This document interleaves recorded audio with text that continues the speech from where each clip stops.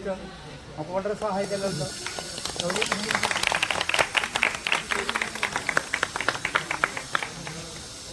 वेगळे संघ एक मळी ग्रुप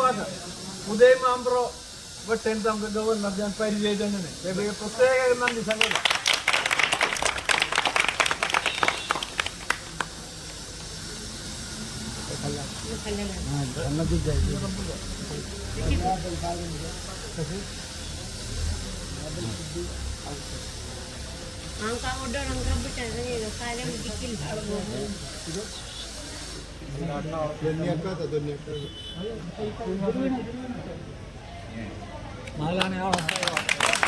फोटो काढा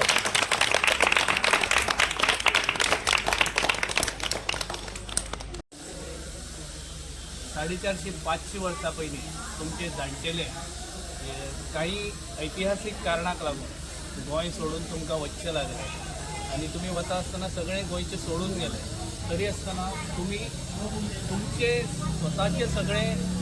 एका परकी राज्यान उबे केले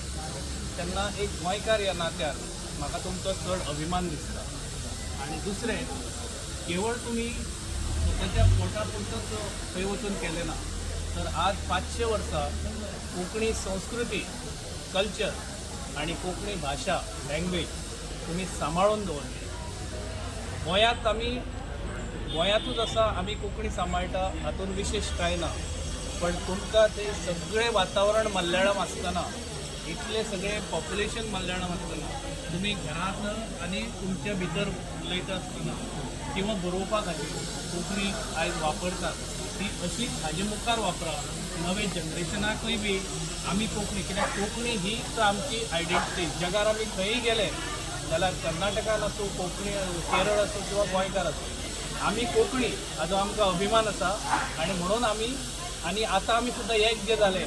ते एक कोंकणीच्या धाग्यान एक जाले हें आमी केन्नाच विसरना